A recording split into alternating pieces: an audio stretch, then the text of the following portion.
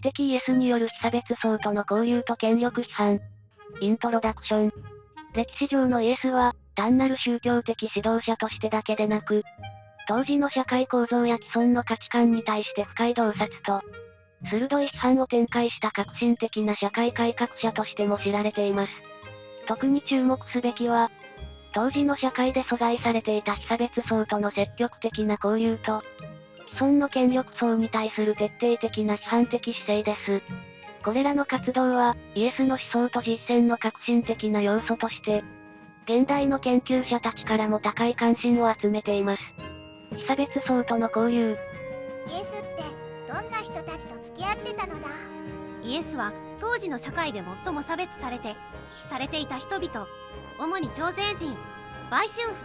重い病気を患う人々と積極的に交流を持っていたの。特に印象的な例として、多くの人々から嫌悪されていた徴税人マタイを、自らの一番身近な弟子の一人として選んだことなの。でも、そんな人たちと付き合うのは当時はタブーだったのだ。そうね。当時のユダヤ社会では、そういった人との接触は宗教的な不浄とみなされて厳しく忌避されていたの。でもイエスはむしろ意図的にそうした社会的タブーに挑戦することで、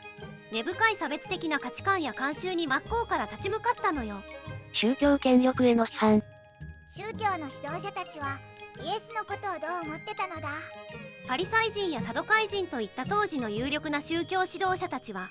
イエスの存在を深刻な脅威として強い敵意を抱いていたの。なぜなら、イエスが彼らの形式的で表面的な信仰実践や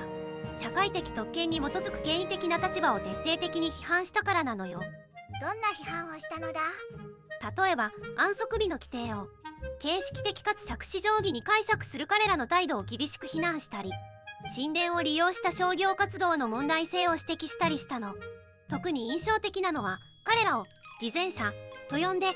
その表面的な信仰と内面の腐敗を痛烈に批判したことなのよ。政治権力との対立。ローマ帝国との関係はどうだったのだ？イエスは武力による直接的な政治的反乱は起こさなかったけど、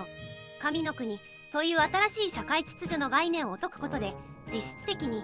ローマ帝国の支配体制に対する根本的な批判を展開していたのよ。それって危険な行為だったのだ。そうね。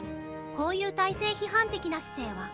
最終的に政治的、宗教的権力者たちの強い反感を買うことになって、結果として十字架刑という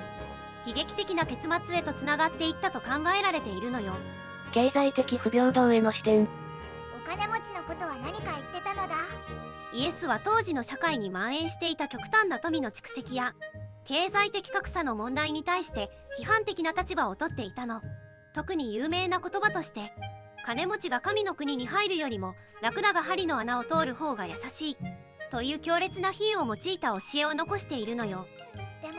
お金持ちが全部悪いって言ったわけじゃないのだ。そうよ。